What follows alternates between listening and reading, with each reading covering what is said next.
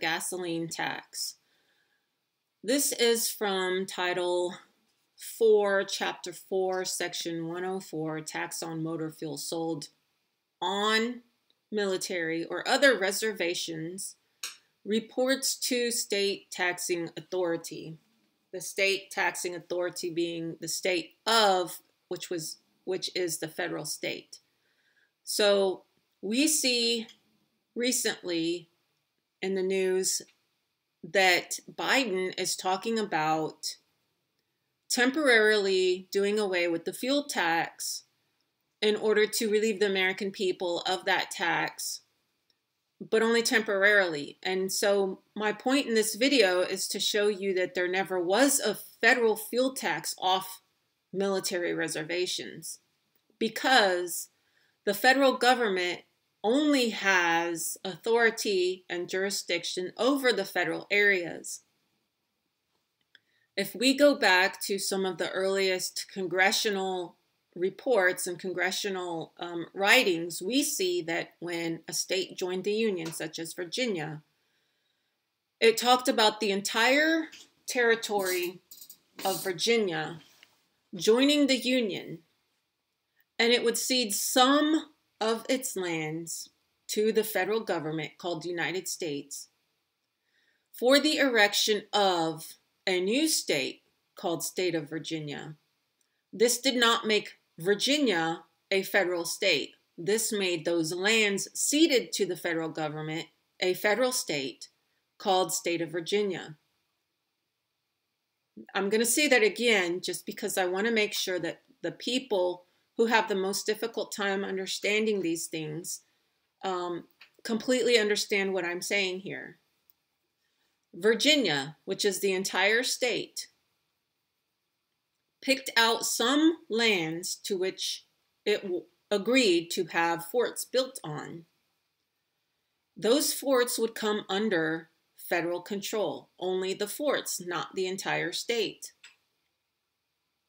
So those particular lands that were ceded to the federal government, along with the lands, were the power and authority to make laws for those lands.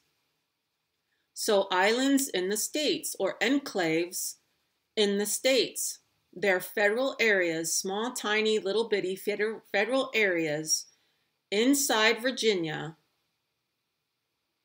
sold to the seat of government, the United States, for the erection of forts for defense purposes, which would remain under federal control.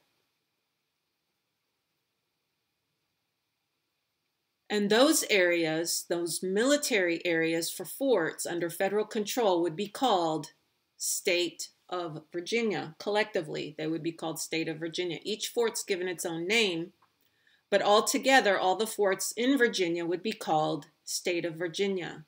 And this is a state. This is the erection of State of Virginia. The same thing happened in all the states. Now, some states ceded complete jurisdiction over the federal areas. Some states maintained some jurisdiction over the federal areas. Each state is a little bit different in what it ceded and what it didn't cede.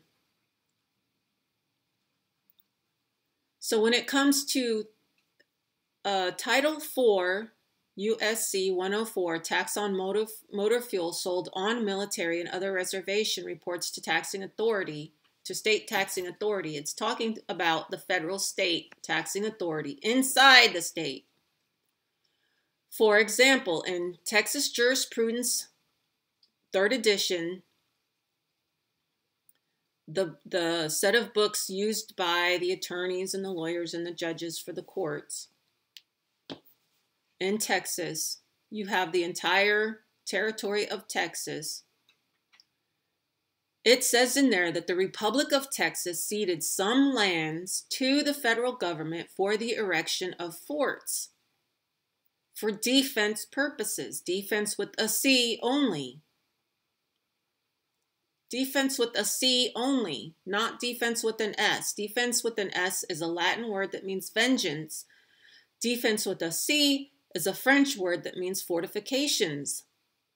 It's in the Law of Nations, which is also mentioned in the Constitution.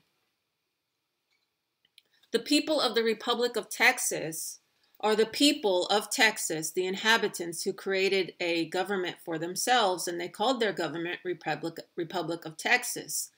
The Republic of Texas chose some lands to cede to the federal government. Those lands were erected into a new state called State of Texas. The state of Texas is a federal state.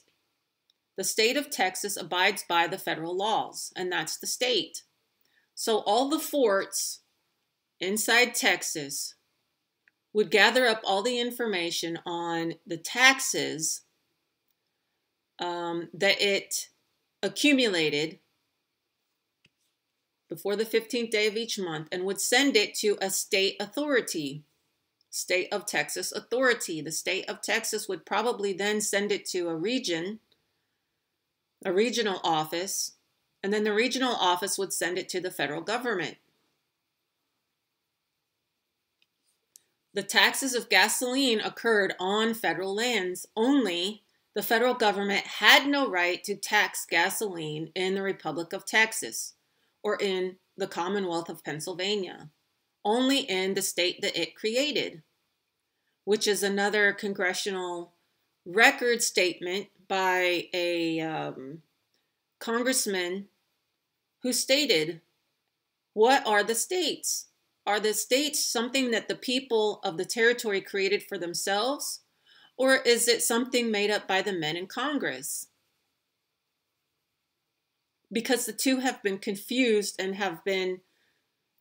they have been trying through their instrumentalities, they being the federal government, have been trying through their instrumentalities to combine the two to make it appear as though they're one. So let's see what this says. All taxes levied by any state, being the federal state, territory, or the District of Columbia upon, with respect to or measured by, sales, purchases, storage, or the use of gasoline or other motor vehicle fuels may be levied in the same manner and to the same extent with respect to such fuels when sold by or through post exchanges. That's on the federal lands. Ship stores on a naval ship. Ship service stores on a naval ship. Commissaries on a federal installation, on a federal military installation, they have commissaries. Filling stations, meaning on federal lands, because again, we're talking about the federal government having power and authority only over the federal states, not the states of the people who created the state for themselves, not the private citizens, not our private filling stations, no, just the federal government. Licensed traders doing business with the federal government, which are the federal contractors, or other similar agencies located on federal, military, or other reservations, because they have reservations not military where they have gas stations where they fuel up their government vehicles. When such fuels are not for the exclusive use of the United States. Okay, so when such fuels are not for the exclusive use of the United States, which means that they're when you are on a military post, you can fill up your personal vehicle on a military post, and you have that right to fill up your gas in your personal vehicle on a military post, and that's considered not for the exclusive use of the United States. Okay, so private vehicles on post. So if you're driving around the post and you live on post, you can fill up your vehicle at the post exchange or a ship store or ship service stores. You can fill up your private vehicle. So because the ship stores are not necessarily just on a ship. they're at naval posts. Such taxes so levied shall be paid to the proper taxing authorities of the state, territory, or the District of Columbia, within whose borders the reservation affected may be located. Okay, so when it says state, it's talking about the federal state. When it says territory, any area not a state, such as the District of Columbia or Guam or whatever, or the District of Columbia, within whose borders the reservation affected may be located.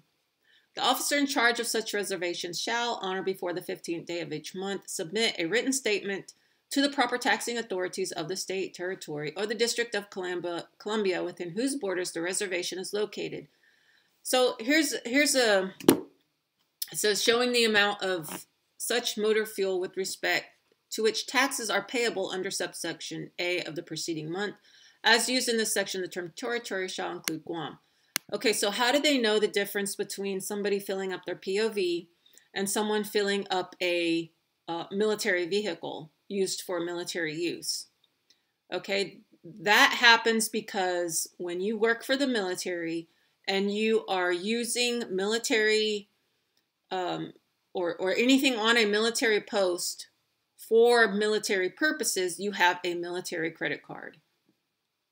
It can be in the name of a private person, but it's still a military credit card issued by a military person. And so when you charge that card, they don't charge a tax, or you have a tax ID number or some kind of, I forget how it works exactly, but if I wanted to go to Walmart and make some purchases with a government credit card, I would go to the customer service desk, and I would charge the card, but they would look up a number that was predetermined by someone on post, and they would be able to remove the taxes and show on the receipt that it was a purchase for the government. Now, I could not use that card for personal use. It could only be used for making purchases used by the office, so the military office.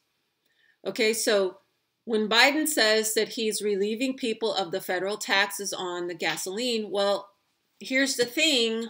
They were never given authority to tax gasoline used by private people off federal lands because the federal government does not own the natural resources of the nation.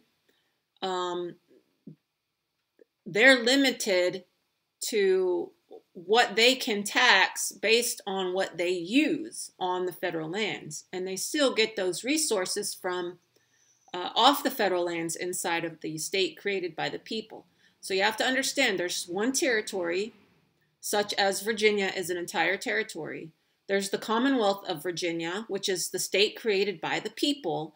And then there's the state of Virginia, which is a state created by the federal government. The federal government has its lands called federal lands, which are supposed to only be military lands. And then you have the people's area, which is everywhere else, not the federal lands. That's why they have fences around the military posts. And the top of the fence, the barbed wire points out towards the land of the private people because they don't want you coming onto the military post to keep you out because you supposedly don't belong there. And if you want to look this up, what it is uscode.house.gov, and you can search gasoline, and this comes up. Okay, you can go to credits, miscellaneous amendments, etc., etc. The Constitution does not say what most people believe it says. The Constitution did not give the federal government much power over the states, if any. The states always had the right to retain certain powers and could limit federal power even on the federal lands. The problem that we have these days is that people do not understand the difference between state of being the federal state and the rest of the state being the Commonwealth or republics, the Commonwealth of Virginia, the Commonwealth of Tennessee, Commonwealth of Pennsylvania, or the Republic of Texas. They don't understand the difference. And for example, when Texans go to the driver's license office. They're applying for a driver's license. They're claiming to be a citizen of the United States, which is a person on federal lands. And they're claiming to be in the state of Texas to be issued a state of Texas driver's license. The Republic of Texas does not require a driver's license. Texas does not require a driver's license. It's not a Texas driver's license. It's a state of Texas driver's license. The state of Texas cannot cede from the Union because it's called a dependent state. It doesn't have any independence. Republic of Texas is the independent state. It allowed for the creation of the federal state, the dependent state, the state of Texas. The Republic of Texas is supposed to control the state of Texas and keep it from getting out of hand. It hasn't been doing that. It's like it's just been silent. It's been dormant. It hasn't been doing its job. It hasn't been protecting the private citizens. It's allowed the private citizens to make tons and tons and tons of contract with the state of Texas, which is the federal state, bringing people, the private people, under the instrumentalities intended for the federal people on the federal lands, making us or having us privately contract with those instrumentalities created by the federal government. That's a whole nother story. The instrumentalities are a whole nother story. If you want to know more about that, consider looking at some of my other videos where I talk about the instrumentalities and I talk about the states. If you look at my earlier videos, I have a lot of different things you can look up. I have links to different papers. I've posted the papers, the congressional records, the various maps, and other things that you can look at to show proof that what I'm telling you is true, as well as just reading the Constitution. Okay, so like, share, and subscribe, and talk about this amongst your family and friends and neighbors and acquaintances, at the local coffee shop, at the gas station, wherever you happen to be. I believe that the reason why Biden is, quote, temporarily relieving Americans of the gas tax is because they never had the right to tax gas of the private people and their use in the first place. All it did was enlarge the federal government to an extent that it is now, and to which is very difficult for the private people to gain control of. Okay, so leave some comments on what you thought of the video, or if you are confused about anything I've said, or if you want some clarification, or you just want to chit chat. Leave some comments and I'll see you there.